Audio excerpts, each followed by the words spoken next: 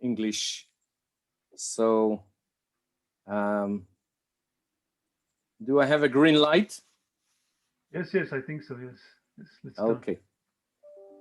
Yoram Reich is a full professor with the Faculty of Engineering, Tel Aviv University.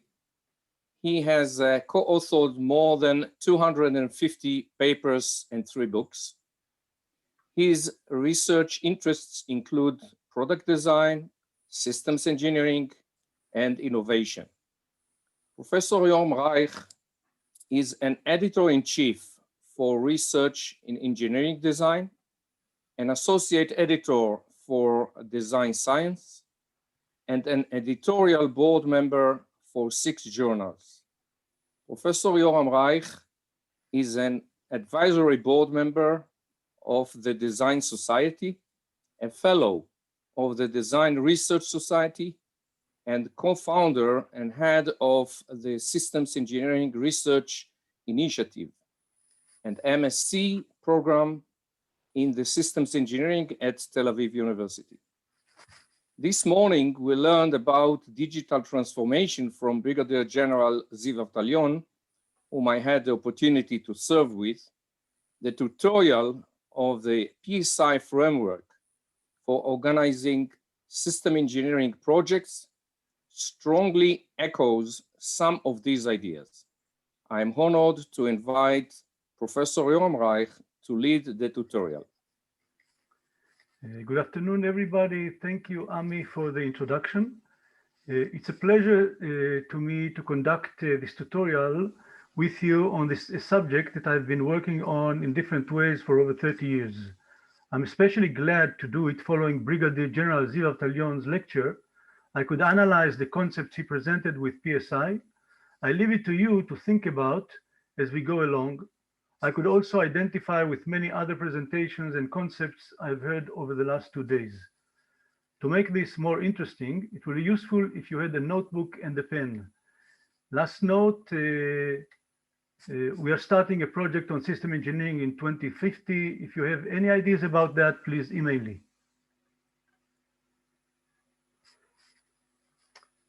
While this will only be an introduction, I do anticipate that you will be able to use the ideas at the end of the tutorial. I'll be happy to conduct dialogues with you following it, and if you find it interesting and valuable to your practice. I've been developing it with my friend Iswaran Subramanian for over 30 years. The ideas have not changed much, primarily because they started from deep involvement and experience with industry. Our goal was to collaborate with industry to improve their practice seriously. With this goal, we had to very seriously develop systems, but also develop approaches to help us realize it. Some of the ideas are still ahead of the practice today. What you see on the right picture is a model of our past operation in the 19s. And this is from a paper in 1999. On the right, it is the development of our computational infrastructure, practices, theories, and support system infrastructure with significant advancement in its time, including an object system that was a prototype-based rather than the usual object-based language that just emerged at the time. Our infrastructure had to be adaptable to support the kind of changes that happened as we learn while performing projects with industry. On the right, we see the best practice of executing a project with industry. We would occasionally reflect on how we performed and potentially evolved everything, including our theories and infrastructure. Later, if you recall this story, you would notice it embeds many of the ideas developed later. PSI is also taught at Tel Aviv University by me. We have an ongoing research about it, and it has been documented in numerous papers, including partially in this book that was just released last year. Now, let me start with a story. On Saturday, there was a news item about 8 Jordanians who died from lack of oxygen while being treated for COVID-19. I did a simple search to find out this is not the first time. It happened in Egypt and elsewhere for the lack of oxygen supply. In many of these cases, they deal with large oxygen canisters, like those we see on the left photo. But in my story, it is different. At the beginning of the pandemic, I initiated an activity in my faculty to try to help in whatever engineers could. In one of the discussions I had with people, I was connected to an engineer at one hospital. He told me that he is not bothered with the availability of ventilators. Now, if you recall, at that time, this was the big deal. How to get more ventilators to Israel, even the Mossad was involved. That engineer told me that he worries that if he put more ventilators on the supply route, it will just not be able to deliver the required flow. What's the big deal? I mean, it's just a simple system. After all, basic system knowledge, look at the weakest point and improve it. I mean, is it the distribution system? Is it the ventilators, the oxygen reservoir? Very simple. But it turns out not to be so simple, because let's speak about the technical issues.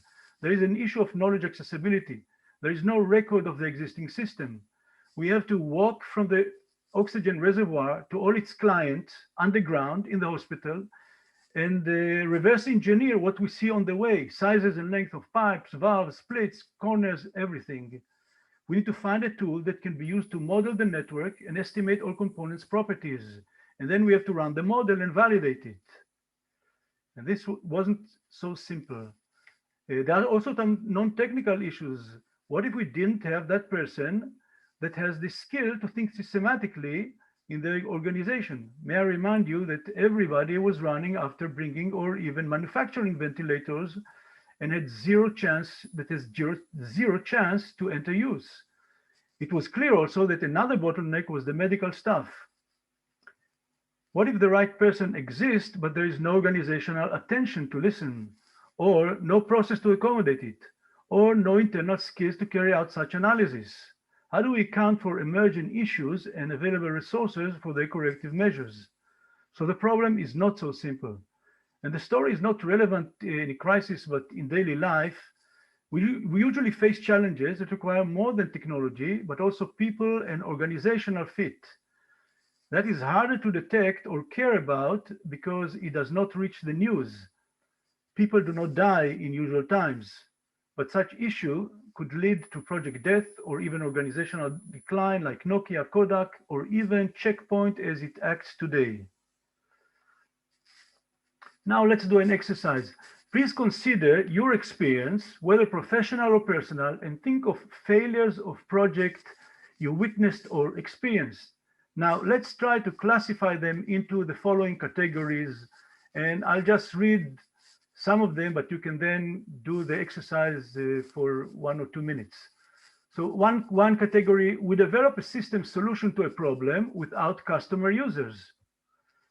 Another category, the technical problem was clearly solvable, but we had no access to the necessary knowledge.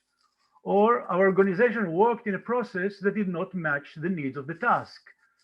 It was clear we do not have the tools, methods to match the vision of the project. And you can read the 3 more and add your own category. Now try to think if you can classify, let's say, 2 projects that you're familiar with their failure into one of these categories. And I'll give you one minute to do that. So this is a tutorial, meaning you don't just listen, you have to practice.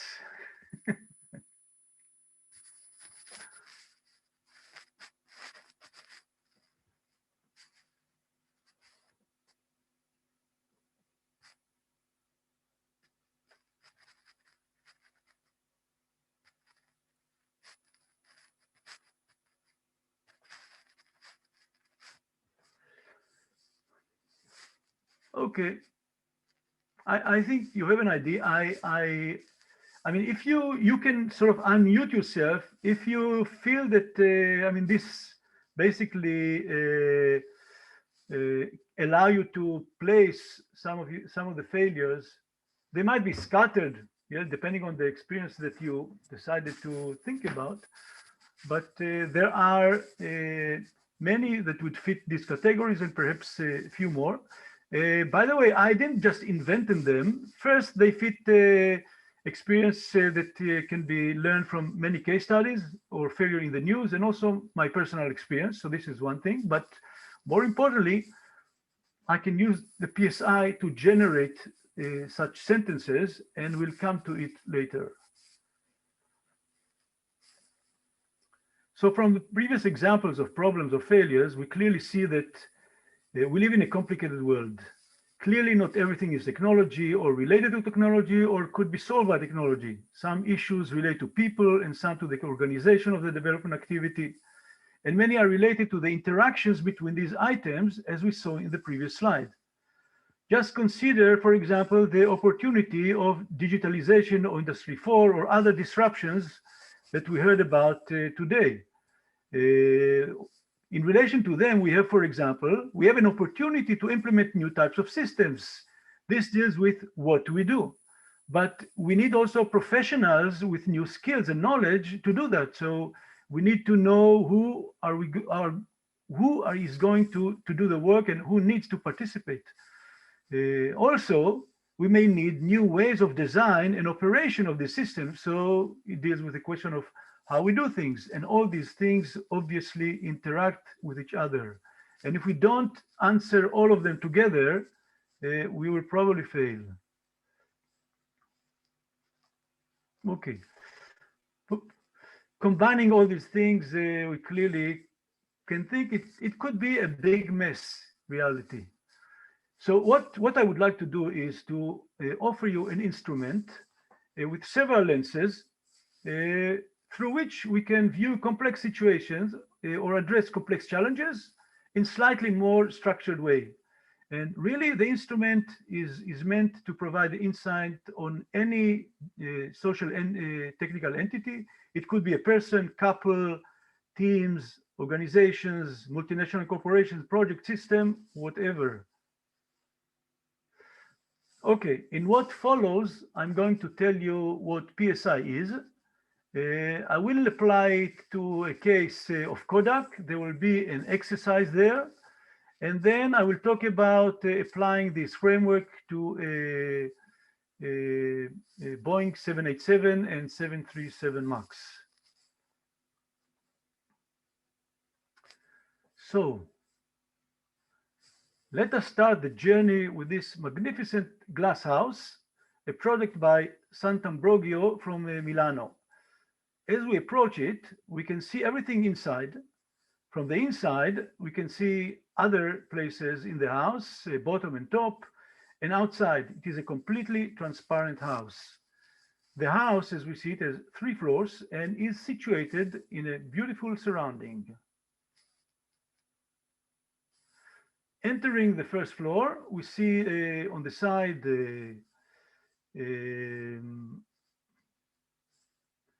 cooking area, we see stovetop, washing basin, and work area.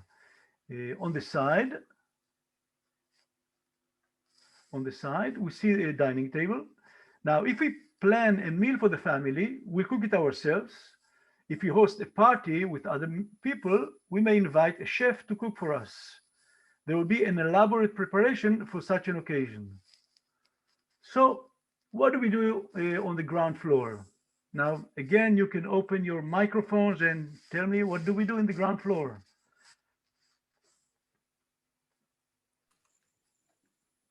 I just said a few things, okay? We're cooking. Yeah, so we cook, we dine. We enter the facility. We put our clothes, coat. Yes. So we have many ways to answer what. What is this that we do? And then who participates?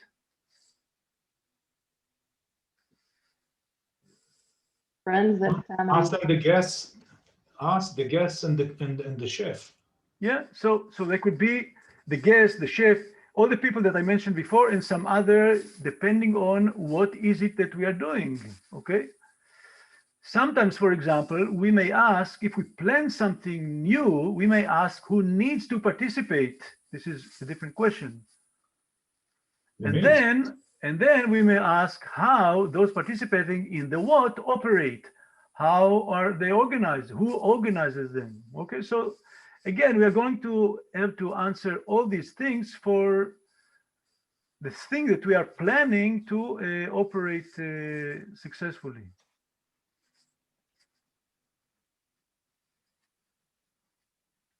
So the following tables actually provide a structured answer for these questions, and they're organized sort of in a layer that I call operation. And you see here two types of answers. One is a family meal, and at the bottom is big party, which with its organization. Obviously, you see that these three answers match each other, so we can pretty much be convinced that this is going to work pretty well, okay? The same for the bottom. I mean, big party, chef, a team, we're going to plan it, coordinate with suppliers, everything is going to be fine. So actually, these two tables are aligned. I mean, the answers to the three questions are aligned.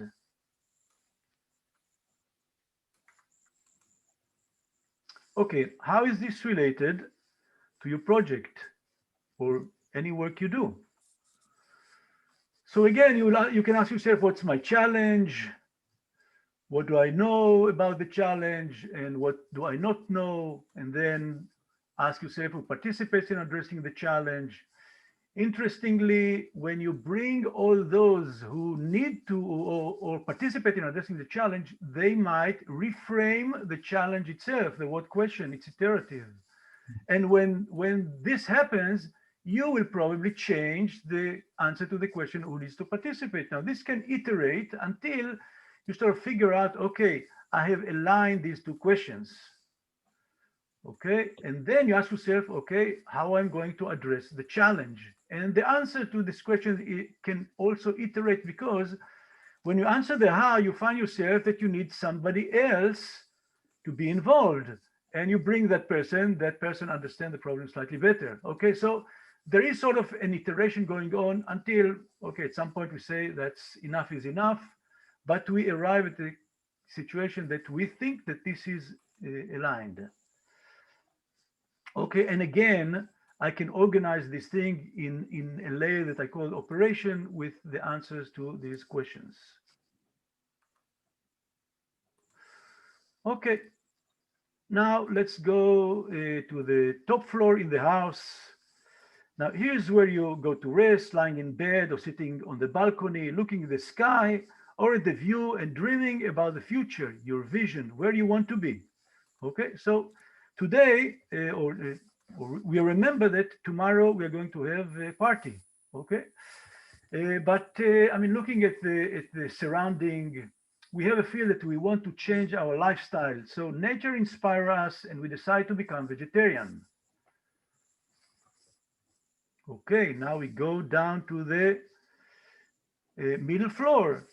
As we walk down the stairs, we look up and remember our vision. And we look down and understand and reminded that tomorrow the chef is going to cook meat. And there is a contradiction between our vision and the planned house operation. So the vision and operation are misaligned. So we have at least two options. One, perhaps what we might do many times, we defer the applicability of our vision by 2 days. Okay, but let's now forget about this. So we want to align it. So we call the chef and inform that there cannot be meat in the meal.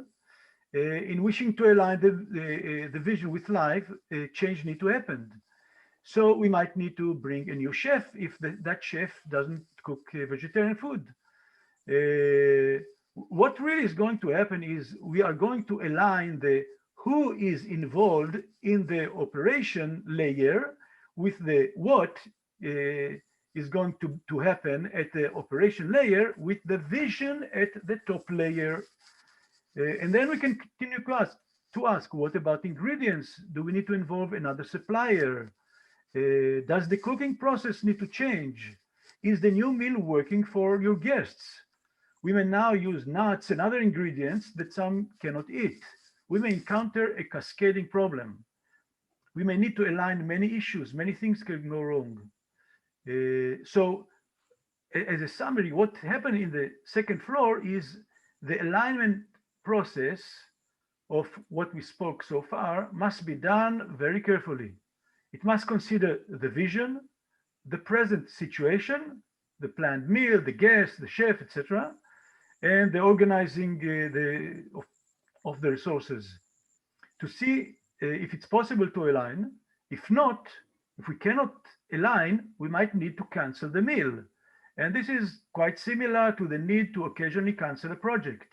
I mean, we don't push things in the face of failure or potential or serious potential failure. Okay, so what is therefore the role of the second floor? It is a very central place from which we see everything clearly, below and above. We reflect on what we see and align. We align all layers. In order to dream a vision, we need visionaries. We need a process to create it. In order to operate the kitchen and participate in the first floor, we need other people. There may be overlap between these people, but principally we need different skills and knowledge for these activities. Similarly, to reflect and align. For this, we need people with technical, psychological, social, managerial, and other skills, because any aspect of the operation might require change. We may even wish to renovate the building. Now, this is not lip service, because what I'm offering in this tutorial is just a model, and you can change the model. You can modify it to suit your requirements. You can add floors, enlarge its size, whatever, and add more questions that you want to answer if you feel this is needed. But what I recommend is to do it as last resort. Okay, so in a way, what we have now is a representation of the three layers: the vision on top, the reflection or implementation or alignment also in the second floor, and the operation at the bottom. And we saw an example of aligning the what, the vision, with what happens at the bottom floor. And we just discussed that we might need an alignment within the layers. We need an alignment between the skills and knowledge of the people who occupy the who with what they need and how they are going to operate. Okay, so in a sense, we can take any set of cells here and any other set, and we need to make sure that they are aligned.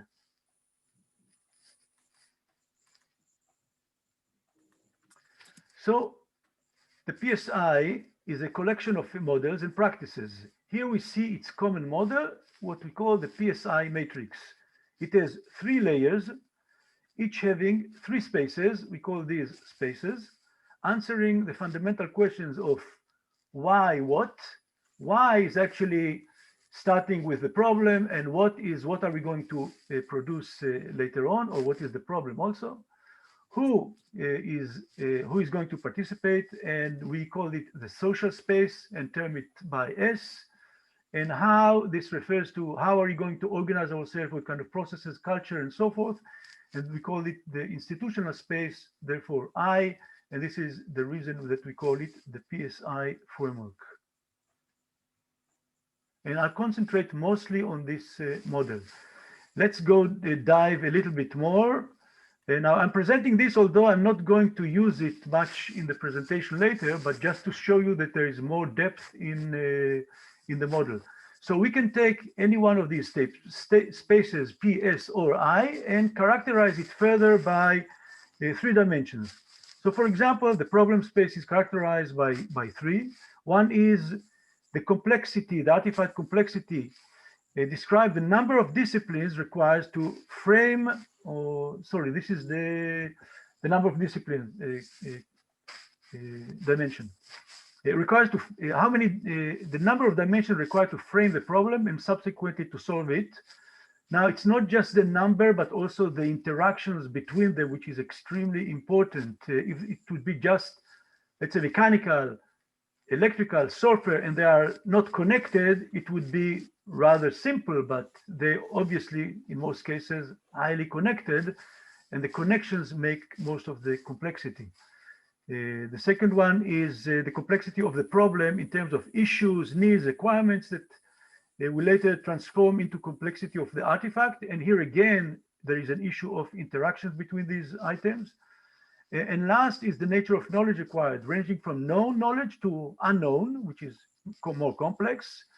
Depending on where the problem is located in that space, we might have a simple, let's say here, or a complex problem, or if you wish, simple, complicated, complex, and chaotic. Sidetrack on models. PSI is just a model. The spaces and the dimensions are just models, approximations, not always correct, but in the spirit of Pareto, we hope that we cover most of the potential cases with still quite a simple model. The social space is characterized again by 3 dimensions. One is the number of perspectives needed to address the challenge.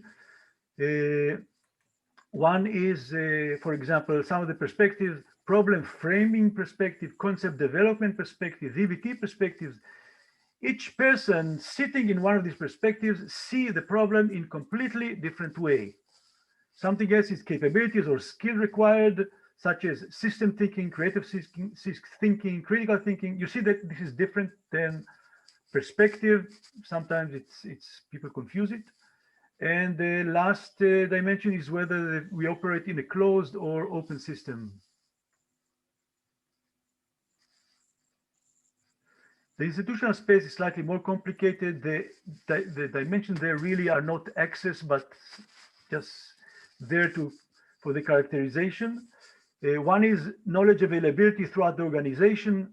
Second is the nature of ties between stakeholders, whether weak or strong, and this relates to inside the organization as well as with supply chain. And the last dimension is institutional structure. It can be flat organization, hierarchical, network, what have you. Okay, and this slide shows basically the PSI matrix, but now you see 3 layers. Still, on the left, you see they are all P spaces.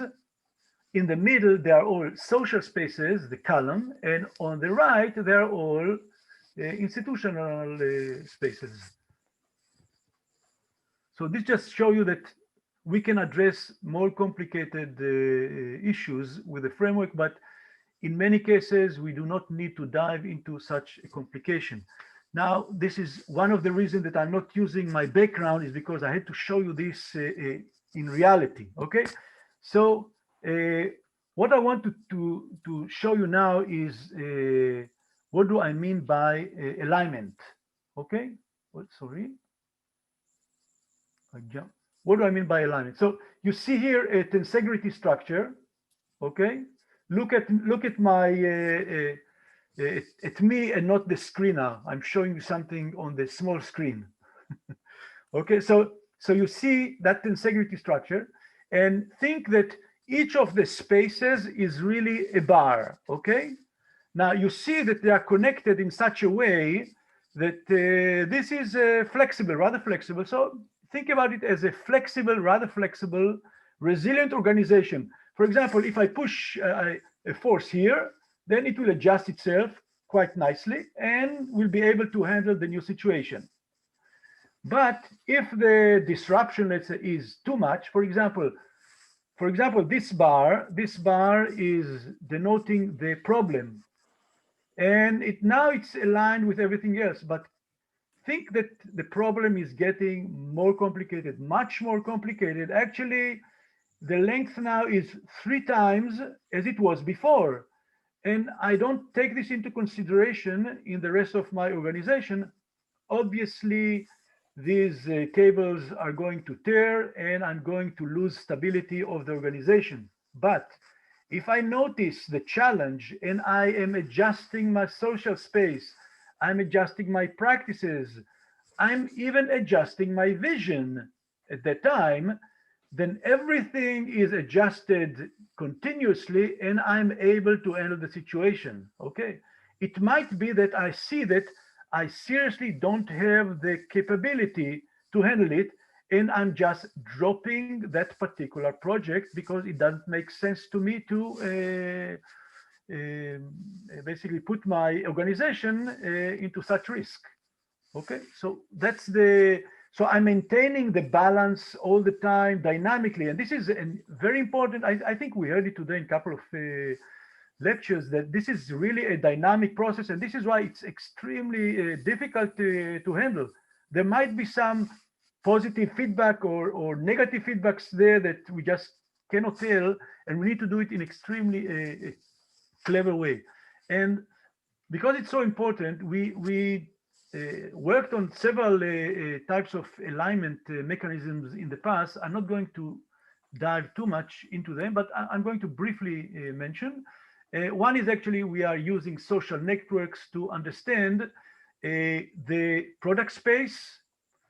For example, the interactions between different elements in a product, and social space, how people interact, and then there's institutional space, for example, how processes are organized, and we can model these as social networks and understand how all of this can work together. So this is an ongoing research. As far as the briefly touch upon one alignment, which was what we did, can you imagine, about 35 years ago, and really thinking about what people are talking today, some of the ideas were present then. So what we did in this situation, we went to real companies. I mean, speaking about ABB, Alcoa, and other large multinational companies, went there and did the information flow study to see how people work and which kind of information they transfer, and what are the bottlenecks. So in a way, that organization needs to perform certain tasks, but information doesn't flow properly. And we could identify the bottleneck, the missing information, or the gaps in lack of information. And in these places, we would augment the people. So we would actually, or could change the organizational structure to have the process work differently. We could also add tools like information system for a particular person that is extremely overloaded, or train somebody in new skills, because once we introduce a new information system, obviously we have to train that person in using that system. So you see that in order to support a particular challenge, we had to go and do a significant modifications to the S space, who are the people and the skills, and the I, the organizational structure, the routines and tools that were available to that organization. CS Games is another interesting thing that one of our colleagues did. He did a project at ProRail, a railway company in the Netherlands. And then there they had to double the number of trains going over the same rails, which is completely I would say too much to think about. They tried all challenging. Challenging, yeah. I mean, they tried. Thank you, thank you. They tried all kinds of way, like operation research, the classical stuff. Nothing obviously worked. So what is serious games? You take people out of their usual way of operation. You put them in a game environment, and you remove some of the constraints in reality, like no risk and no other constraints. And then people can start play with how they can address the problem. And as you do that, you venture into new sort of places in the solution space. And when you find something that everybody agree, everybody align, everybody understand that this is possible, you go there and you change the practices. Now, you do all these things in the background. Obviously, you don't do it on the spot because there will be accidents. Okay. Again, this is a practice that we do all the time. We test the new ideas, the new practices, the new methods, people with new skills, we test them offline, and only when we see that we can actually can integrate them back into practice, then we move them back into practice. All of this is done in the alignment layer, basically. Another thing that was the PhD of Miri Seaton is to do enterprise system engineering. Actually, some of the, at least one presentation was about what happened in the Air Force, and really this thing was implemented even before she came to the to do her PhD. So she did something in the Air Force, and her PhD was to formalize it, and then she tested it in a transportation use case also. So I'm not going to go into detail on that, but you analyze the organization, sort of an information flow to understand what kind of its core processes. You create an architecture for the core processes, and from that you derive further architecture, including also changing the organization structure and the way it operates. And as we heard today, it reduces the time to address challenges from minutes to seconds. Another thing which I just mentioned, this is a short study we did with SNCF in France, and we can see that we can use design theory, let's say a technique based on design theory, to align the spaces. If you want more, by the way, on any of these methods, there are papers that are behind them. Okay, so I just concluded my short introduction, and now let's move to an example of Kodak. Okay, so I'm sure you remember these places, stores in the streets. You would go there and give your film, and at the best times, it was you would return in less than an hour to pick them up. But I remember when I was a kid and my father used to take pictures, he would take out the film, he would put it in an envelope and send it to the lab in Germany, and got it a long time later. So what this suggests is that Kodak, initially this is what they did, but as time passed, they mastered their operations so well with basically skills, technologies, practices, that they could offer a fantastic service that was beyond imagination compared to what was there some years before that. But this is so clearly you understand why these stores basically disappeared, other than the sign outside them. But I want to ask you, do you know why Kodak went bankrupt? Digital photography. Okay. Other ideas? They invented the photoelectric camera. Invented it. Okay. They did not adjust the vision to the current market. Okay. Well, it's either you or, and I know you read 2 papers on PSI. But okay, what other ideas? The business model was based on paper. Okay. And the production of film. And when digital photography was introduced and nobody was in any need for developing films, then they went out of business. Okay. Well, I think you covered most of the usual answers, and you touched upon, I think, partially the answer, but there are more details involved. And what I would like to start now is to go through a few steps in which I will present how I model it with PSI. But let me just show you this. This is the second reason why I don't use my background, because I wanted to show you.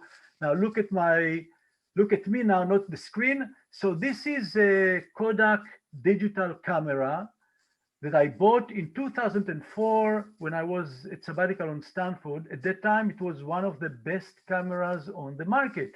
And actually, I didn't have to think too much because most of the majority of the market share of digital camera in the US was Kodak. So doesn't it contradict some of the answers? Maybe yes, maybe not. So Kodak really, what really happened is that Kodak actually invented the digital camera, and initially they didn't want to reveal it because they thought it would destroy their usual market of paper photos. But then they thought a little bit more and realized that if they don't invent it or patent it, somebody else will. So in 1977, they actually patented it, and the patent on digital camera is Kodak's. Some years later, they develop it sort of in a leisure manner, as well as the rest of the industry gradually develop it. At the beginning of 19th, they captured most of the American market and produced really the best cameras.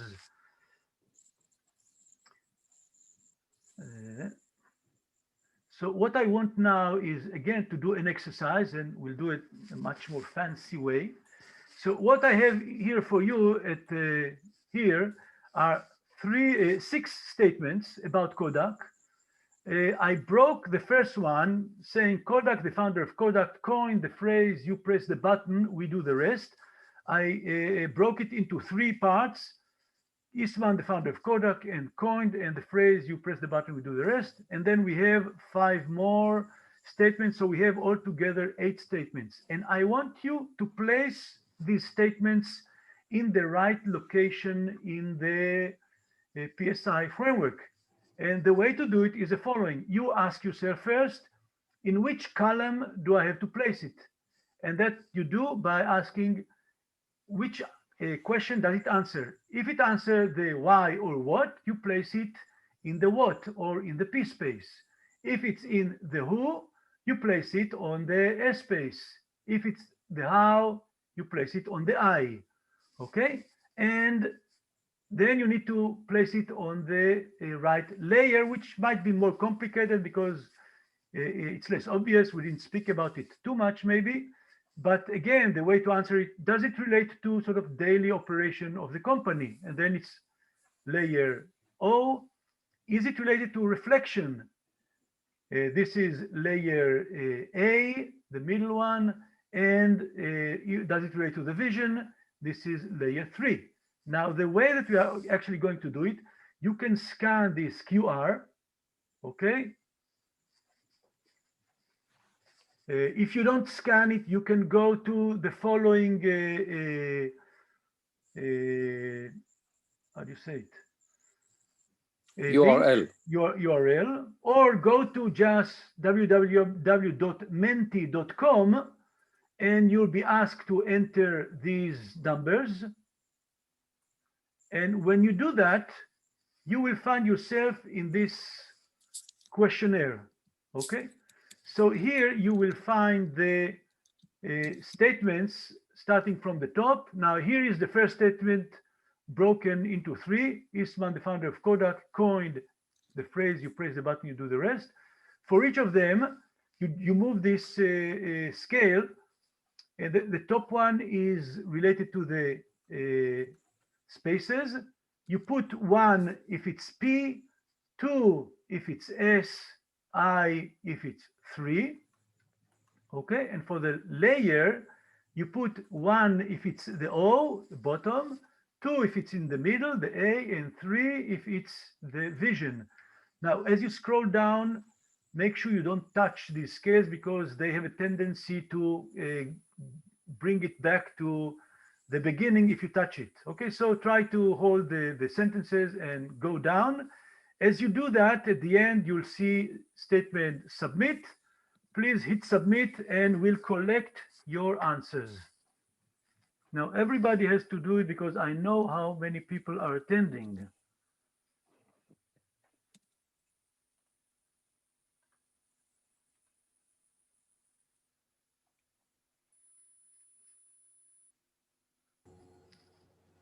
Ron.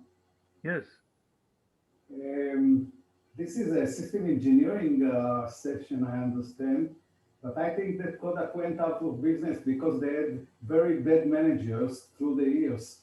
It was not because of their systems engineers. In fact, the story is very long. They have most of the most important patents Kodak had it, and they went out of business. So it wasn't the engineers, it was the managers, and probably the system engineering was okay. Absolutely correct. Absolutely correct. It turns out that about that time, Kodak stopped having a CEO that were engineers and grew in the organization and had the culture of the organization and started to appoint people with MBAs, and these people in many cases don't have clue about the spirit of the organization. They know how to optimize, save stuff, save resources, and I agree that they pretty much were the reason, and we'll see it later. Certainly not the technical people, which continue to be excellent. But I don't see, let's go to the,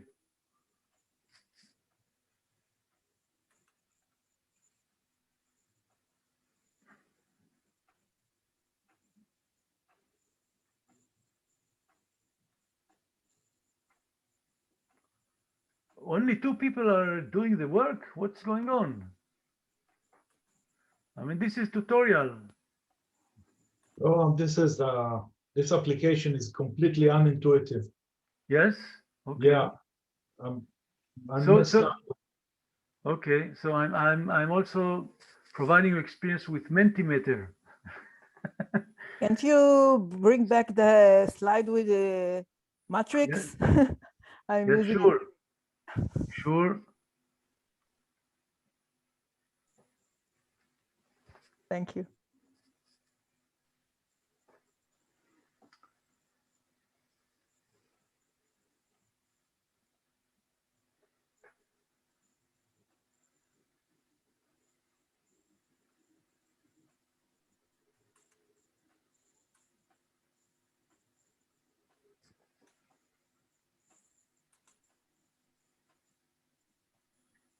I don't see the number growing.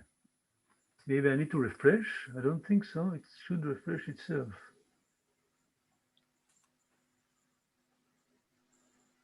Oh, one more. Okay.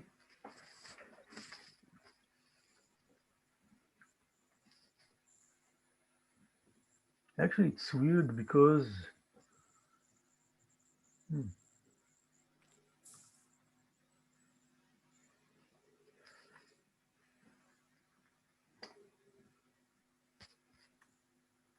so are you messing with the system, or is it giving you a hard time, or how is it?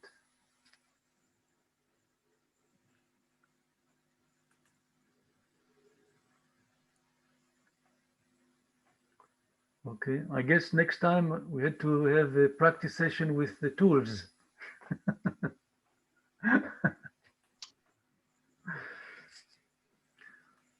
Okay, I mean, the issue is not to mess with the sort of voting, but to try and place the things in the right places.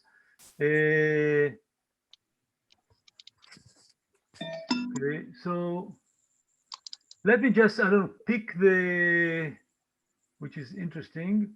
Let me just pick. So let's continue. Let's continue because I don't want to take too much time. So 3 people. This is sort of the average. Okay. Some people. This is the placement of item 3, and item 3 is really, let's say, the school solution for item 3 is really here. This is really the first statement is the statement of the vision of Kodak. You press the button, we do the rest is the vision, which should go here. So I mean, there are two reasons why I see, for example, three answers. One obvious, I didn't explain it too well. One thing. Second, it's three. Mentimeter is giving you a hard time, and three, I'm analyzing it with much more background than you. For you, it's the first time that you hit on that on sort of separate statement. It might be more difficult to answer. So what we see here that the framework or the method is not so trivial. Okay, we need to study it a little bit more to make use of it. Okay, so this would be my placement of the, but we'll see it much better in the next slide. Okay, so this is the matrix with the statements and more stuff in it. Here we see why, who and how, and the operation, the alignment, and the vision. And let me now talk a little bit about it. So on top, I mean, this is what we see here is Kodak before, but even starting the digital era. So what was the important thing is why did people took picture at the time? They took picture because the purpose of the picture was to replicate the feeling of being in the scene. So when you look at the picture, it would be so good that you would actually think that you are in nature. And actually Kodak, because they excelled in that technology, basically propagated this why. They may have even generated this why with that vision for many years. And that vision picked with women, which were the main customers of Kodak at the time.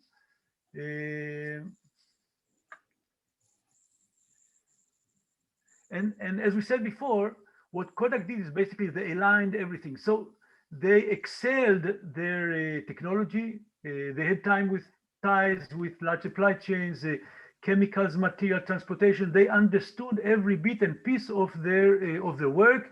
They improved the film processing and designing better cameras. So this is an alignment.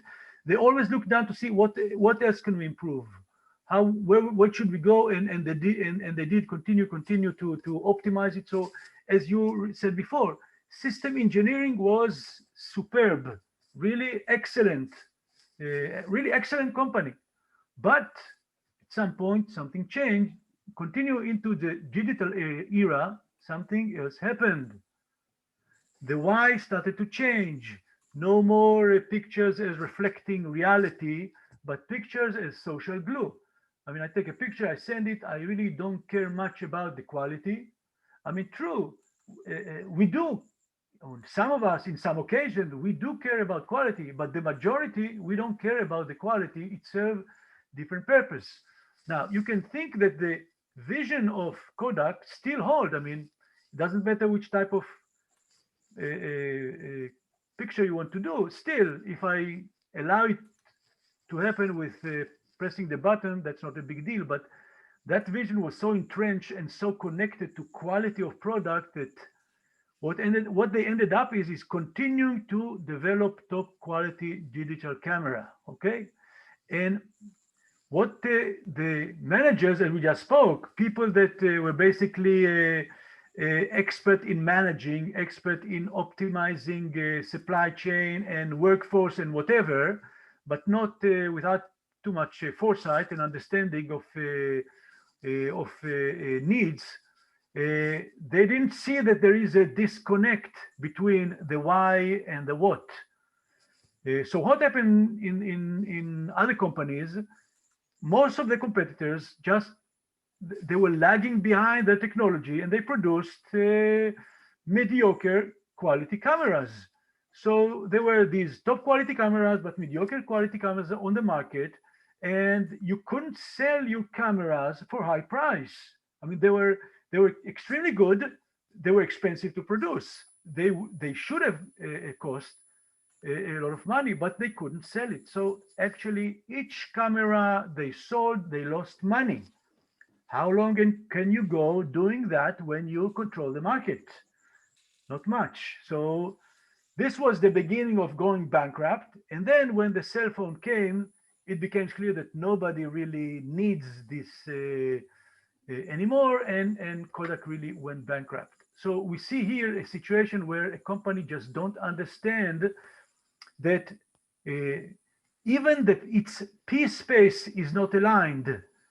There is a disconnect between its P space and the vision, and the skills of its managers do not match the challenge. Okay. And plus, they didn't understand that now their customers are also changing. It's no more the women that were the majority before, but now they are different customers. Okay. Let me now move on and complicate things a little bit. So suppose we encounter a major issue, and in order to resolve it, I mean, this is an issue. We see at the bottom that the way that we operate is not aligned, or there is an opportunity because there is new technology available and we can make our products better or do it faster, for example. So we want to align it, but aligning it, as we said before, might be quite an involved project. So what we do is we create a new social entity that is the project. And now, in order to exercise that project, we bring in people, we actually define how the project is going to operate, we define the task of the project very precisely, why are we doing it, what is it that we want to accomplish. We even define the vision of the project. So in a way, for that particular act here, which is just situated in the box here, we have a full project. And it might be that at the same organization, at the same time, they will be running several such projects, for example, to align its ERP system, to align its manufacturing facility, I don't know, to bring in new suppliers, to enter a new technical area like composite materials. Each of them might be another PSI matrix that represents that project. Obviously, these need to be coordinated. This needs to be aligned because there are connections between them. And you see now that it's starting to become slightly more complex. Now, this is the most simple form of the complex model of PSI, which is the PSI network model. And I will show you now a more detailed example. And in that example, I'm going to walk you through an explanation of what happened in the Dreamliner project and subsequently the 737 MAX project. Now, I don't know how much you're familiar with problems with the Dreamliner project, and let me open it for some feedback. I mean, what do you know about that project? The Dreamliner? Yes. Well, after the 777 ended, Boeing laid off most of the engineers, and then when they decided to design the 787, they didn't have enough engineering power to do that. That's why they delegated it to many subcontractors. And in addition, it was the first full-size airliner that was built out of composite material, out of aluminum. And altogether, I think it was three and a half years late to the market, and the cost of the development were almost doubled because of that. Yeah. So you touched upon many things, but just reflection. You touched upon an issue with the people that they laid off. You touch upon issues of so this is I would place it in the social space. You touch then upon subcontracting, which is the how to do it. This is the I space, and you touch it upon technology, which is I mean, you can place it in several cases, but I would place it in the requirement of the product, and then I would place it in the P space. Okay, so you yourself touch upon three things, and clearly their interaction is going to be devastating. Anything else?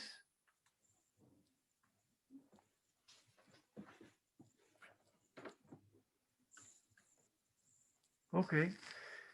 So actually, or you touch upon the main thing. I will basically tell a more elaborate story, which from my perspective is very interesting, showing really what happened in not just large organization, but I think even in small organization, and how much care and what kind of attention to detail we have to do or to place in order for us to succeed. Okay, so actually to understand what's going on, I have to go back even to the merger between McDonnell Douglas and Boeing in 1997. Actually, what I'm going to go through this picture, and I'm going to use these numbers. Okay, so as I mentioned, the number, you'll have to run in the picture and look for the number, and this will be my point. So there was a merger between McDonnell Douglas and Boeing in 97. Now these companies have completely different culture. McDonnell is a company that is selling military aircraft. They do major outsourcing. Their prices basically are fixed, and they don't have any problem to find customers. In contrast, Boeing is a company that is selling for the civilian. They are under severe competition. They have, or they used to have, completely different culture. So in the merge,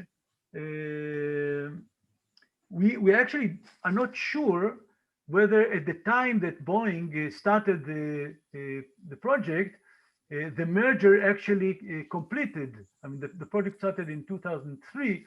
We don't know if the merge between them was completed, meaning whether the Boeing in 1997 had a single vision or a single culture, or whether it was a mess of combination between the two. It looks like more that it was a mess. It looks like that the culture of McDonnell Douglas actually succeeded in gaining track much more than its role in the merger, which was really almost a buyout of McDonnell Douglas by Boeing. By the way, it was McDonnell Douglas. Douglas was a company that produced commercial airplanes. The famous Dakota was Douglas, and then many other Douglas.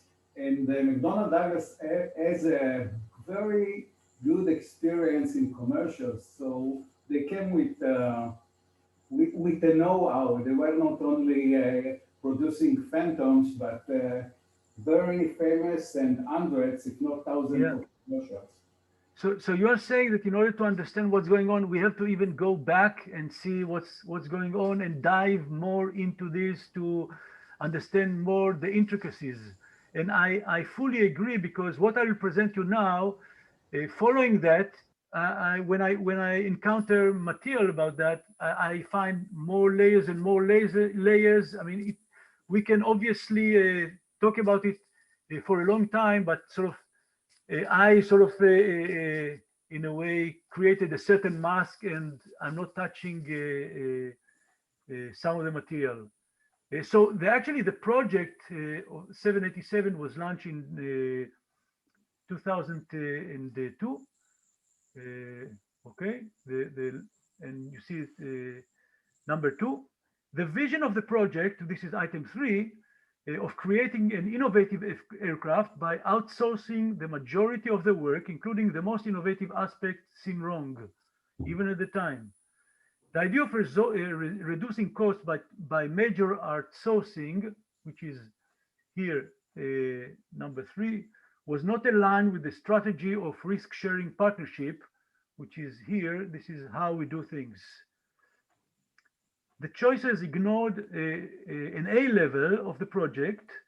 There was really no A level project. And if if there was some people that were in charge of looking after how we are doing, the plain thing is that they didn't involve the subcontractors.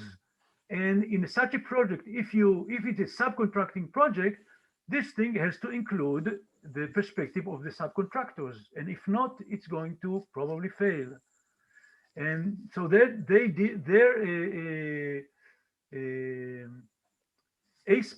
A-space did not include the subcontractors. Furthermore, what was interesting is if we go back several years before to 2001, 2 years before that, and into Boeing, one of Boeing very interesting practices is that every year the fellows of Boeing meet and discuss sort of the state of Boeing.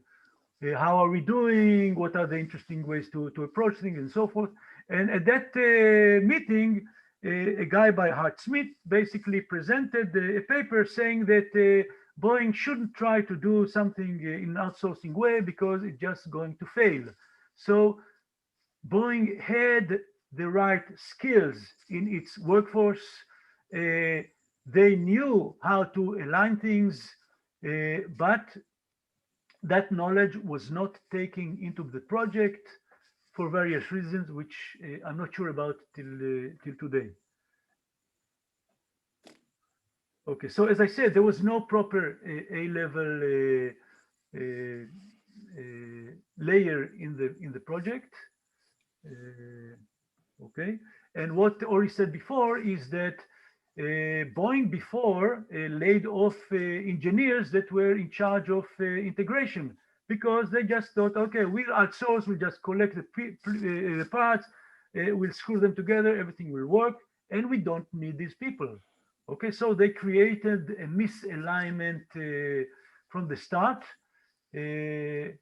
What then happened is that there was misalignment between the project that ran in an outsourcing manner and all its subcontractors because not all of them were able to provide components at the right level of quality that Boeing demanded in order to be placed in its aircraft. And it was not checked or insufficiently checked, or for political reason, it might not have been important because some of these contractors came from countries that basically bought these aircrafts.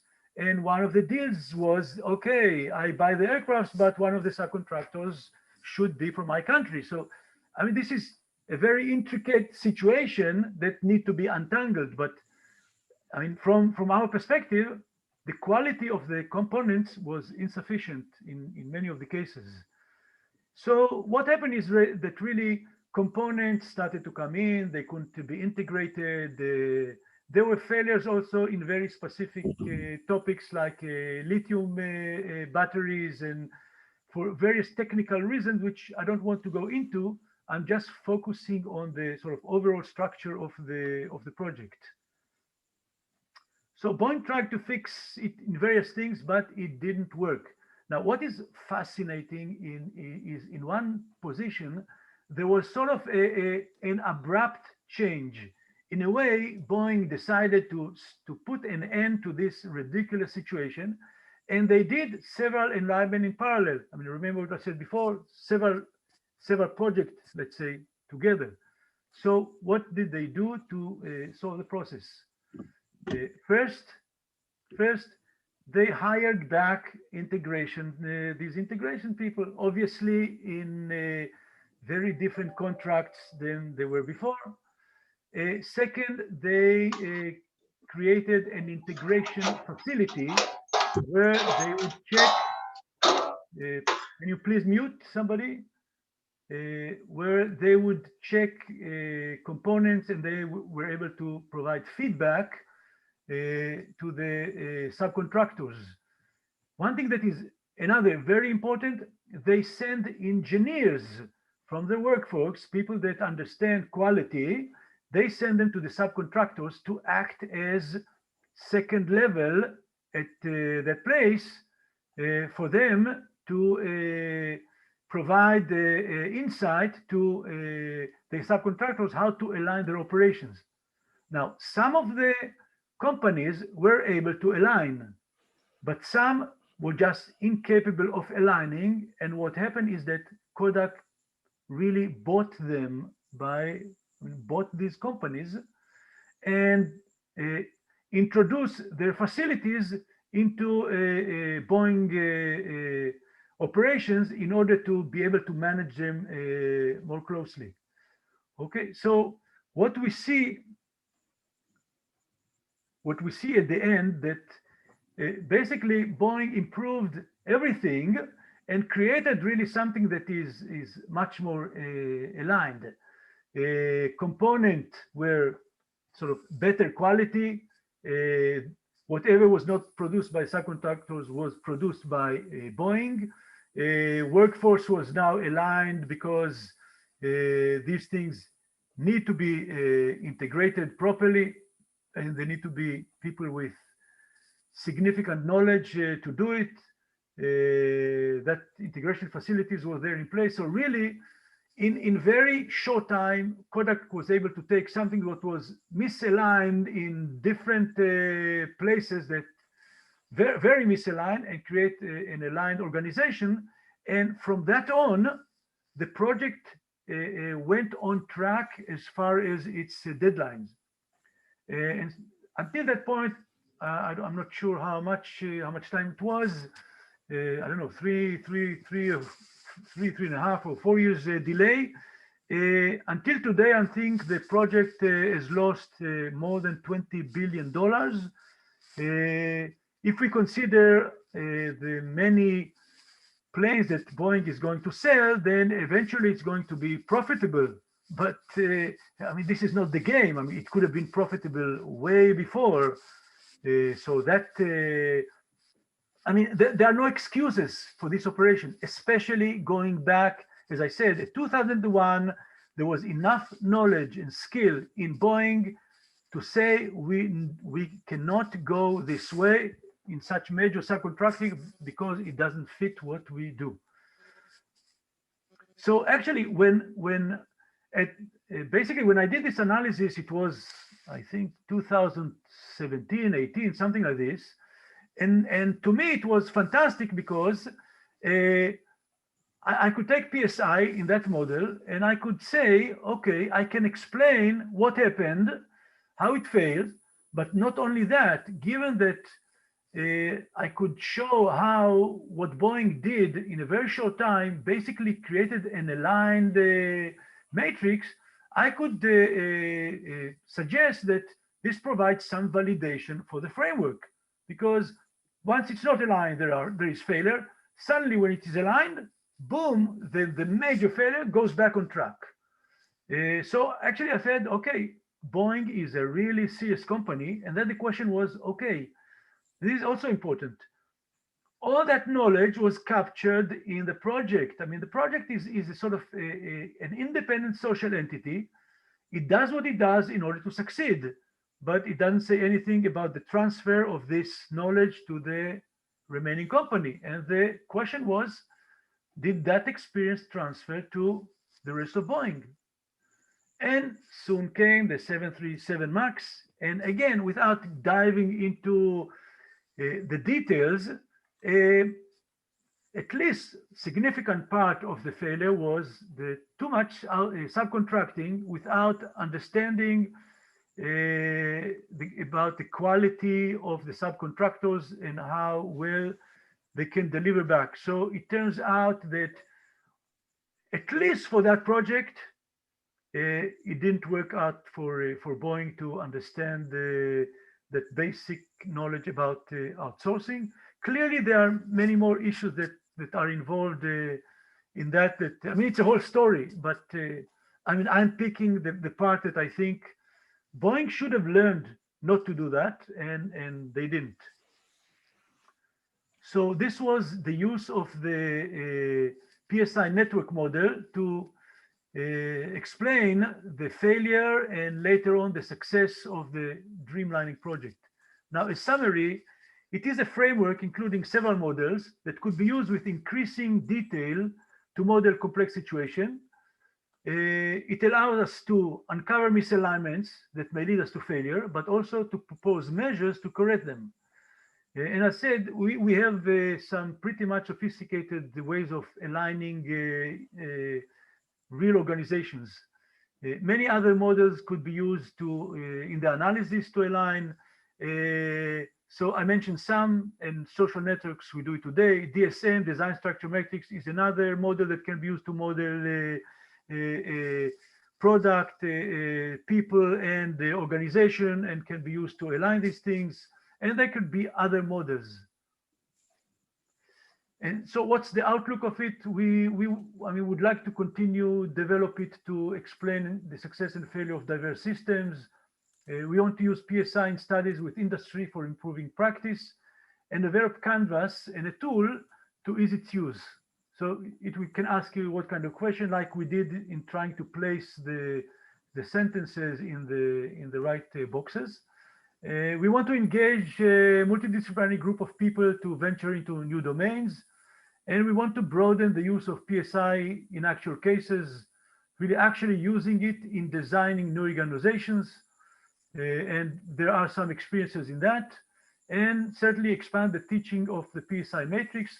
And you see that I already structured this outlook as P, what are we going to do? With whom are we going to do it, and how are we going to approach it? Because I really feel that we need to practice what we preach. So thank you for your attention, and just Psi it. Thank you very much. Thank you very much, Yoram.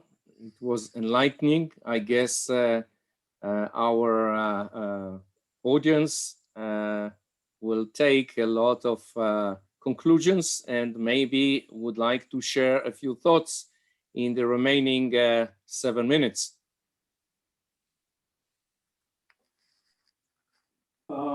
Maybe I may add some words. I think that, for example, if you take, I don't know about Kodak too much, although it's a very interesting case, but I know something about aerospace engineering. So I think it was completely oversimplified analysis of what happened. Take, for example, the F-35 Lightning that the Israeli Air Force is doing miracles with it. It was a disaster similar to that at the beginning. And since it was vertical takeoff, I know many details of it. I'm a vertical takeoff person. And if we take Airbus 380, I was on the mock-up many years ago. It was amazing. Engineering, it was fantastic. And it was a complete failure. They announced that they are stopping the production of the aircraft. So it's very complicated, all those issues of aerospace project. They are national issues. And like in the Lavi case, in our case, something it seems that you lost on this certain project, but you should also take into account what the nation gained in it concerning technology, knowledge, know-how, and things like that. So I think in modern countries, USA didn't lose from Boeing, from the Boeing project, from the F-35 project and others. And you know that this is maybe the last resort that they are trying to keep over the entire world and putting a lot of money into it. So I think it's an oversimplification of looking at it in this way. We should look at it in a kind of a national glance.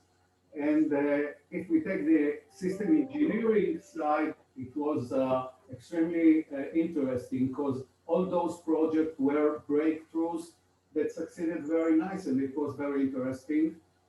Sometimes successful, sometimes not so successful of system engineering. Thank you.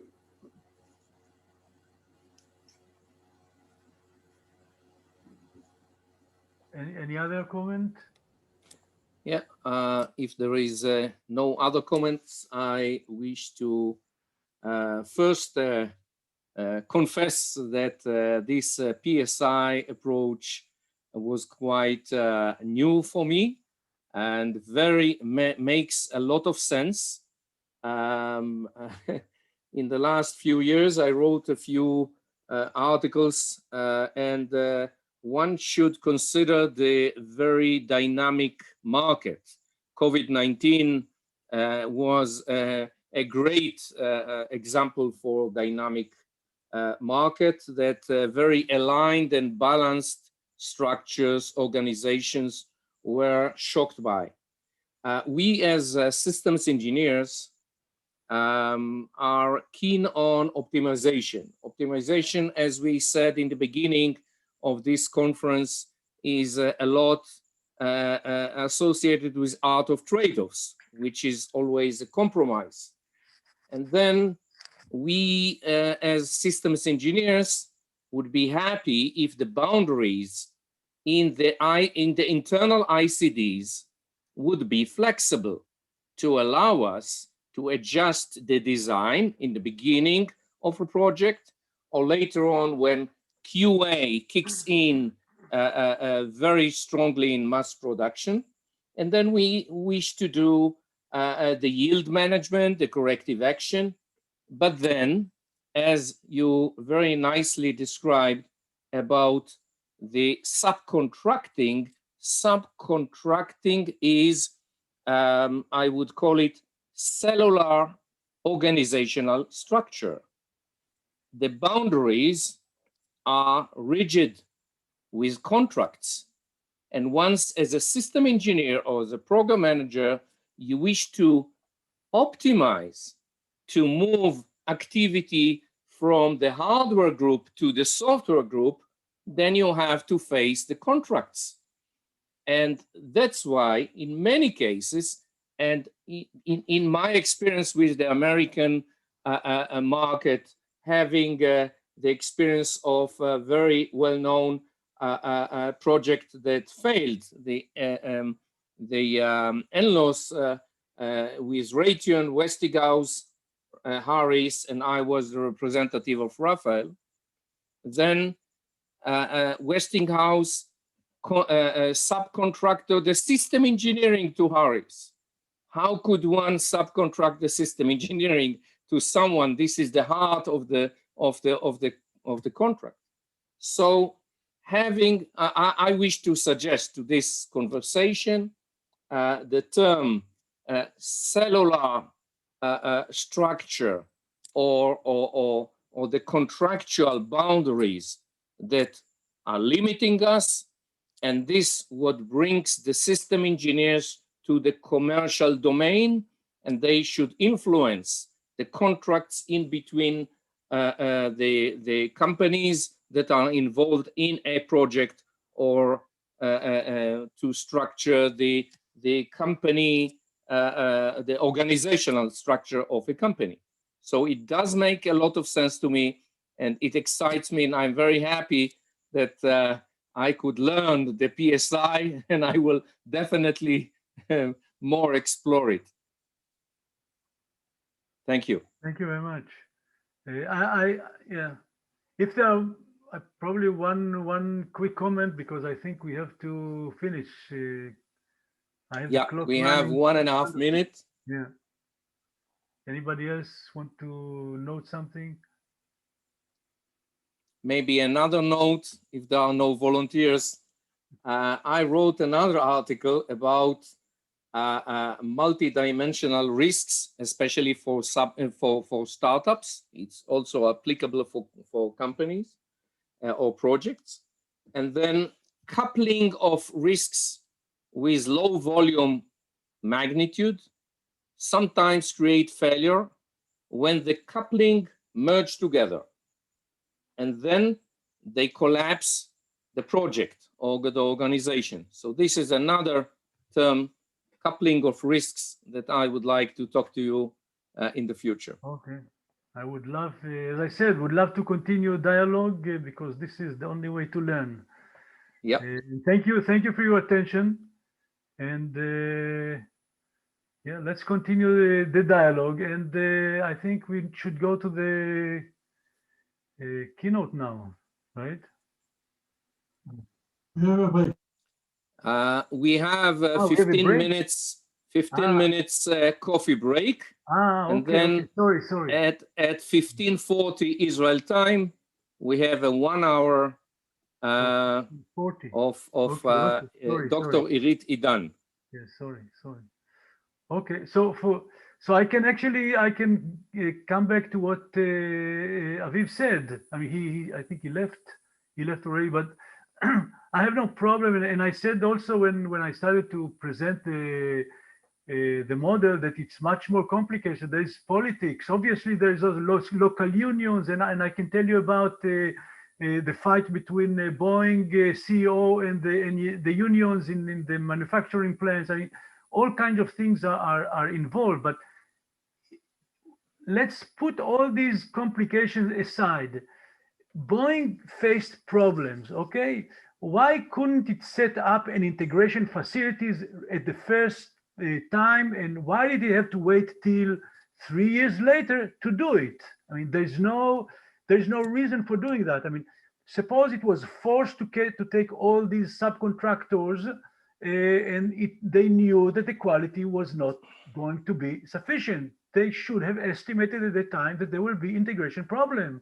So what's the problem to send at that time people to these places and to try to improve their operation? So of course there are beneficial side effects of all this technology, and Boeing is going to win with many of the technologies that were developed in this. There's no question about it.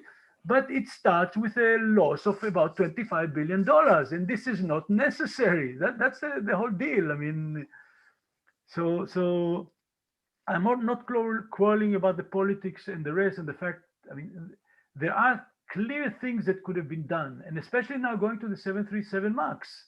I mean, they experience significant issues with outsourcing. What's the big deal now? And when I'm saying what's the big deal, when I look at the situation, to me, I'm saying what's the big deal? So obviously they could have said the same sentence. What prevented them from thinking about it? What kind of subcontracting did they do with the 737 MAX?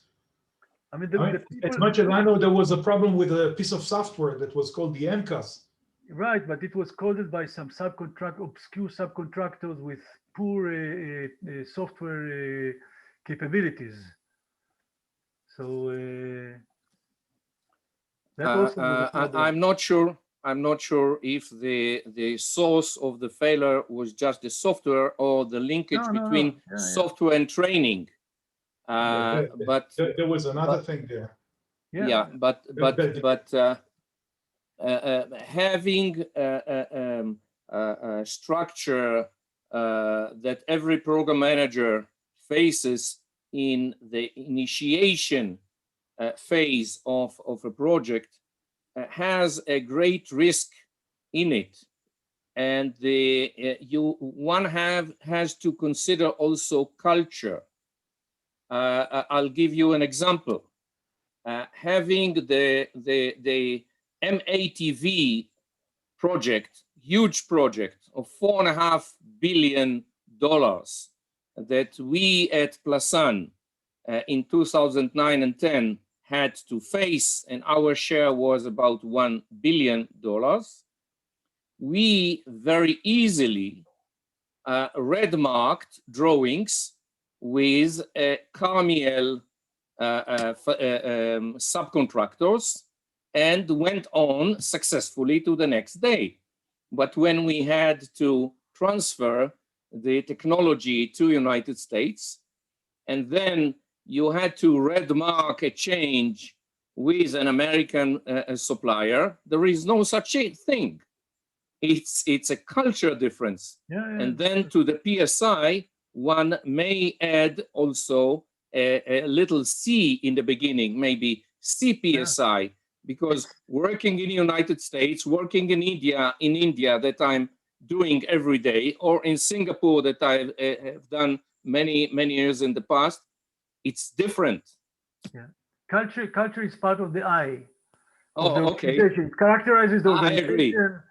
The structure, the practices, the rule, regulations, whatever, how we do things. Yes, I agree. Yeah. Okay. Okay. Thank you all very much. Let's have another coffee, and in 10 minutes join the main lecture of Dr. Irit Idan. See you. יורם, תודה רבה, זה היה מעניין מאוד. Thank you. תודה. Thank you.